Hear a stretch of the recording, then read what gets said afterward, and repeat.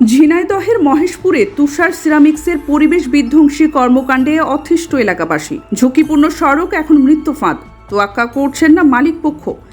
বিস্তারিত দেখুন সাবিত কাউসারের পাঠানো 3 পর্বের ধারাবাহিক অনুসন্ধানী প্রতিবেদনের প্রথম পর্বে। ঝিনাইদহের মহেশপুর উপজেলার সারাতলা এলাকায় অবস্থিত তুষার সিরামিক্স নামে একটি টাইলস কারখানা ঘিরে ভয়াবহ পরিবেশ বিপর্যয়ের মুখে পড়েছে জনজীবন, কৃষি ও জীববৈচিত্র্য। কারখানাটির অব্যবস্থাপনা, বিষাক্ত রাসায়নিক বর্জ্যের যথেচ্ছ ব্যবহার এবং আইন অমান্য করে গাছ ধ্বংসের অভিযোগে এখন গ্রাম জুড়ে আতঙ্ক ও ক্ষোভ বিরাজ করছে।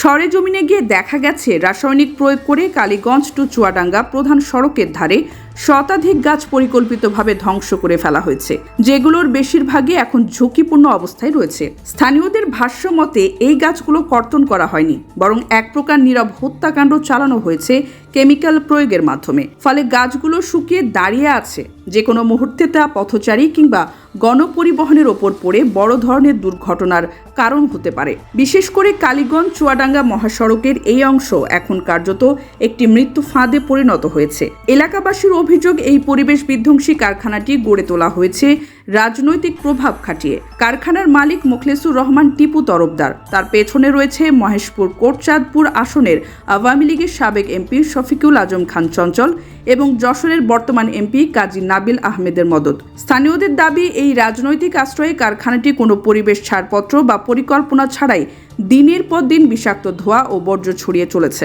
যার ফলে শত শত বিঘা কৃষি জমি হয়ে পড়েছে অনাবাদি। গাছপালা নষ্ট হচ্ছে এবং মানুষ আক্রান্ত হচ্ছে শ্বাসকষ্ট, চর্মরোগ সহ নানা জটিলতায়। সারাতলা গ্রামের কৃষক আব্দুল খালেক বলেন, আগে যেখানে 4-5 বিঘা জমিতে ধান, কলাই, তিল হতো, এখন সেখানে মাটিও চেনা যাচ্ছে না। ধোঁয়া আর কেমিক্যালে জমি জ্বলে যাচ্ছে। স্থানীয় স্কুল শিক্ষিকা শামিমা পারভিন বলেন, আমার ছোট সন্তান প্রতিদিনই কাশছে। চিকিৎসক বলেছেন বায়ু দূষণের জন্য।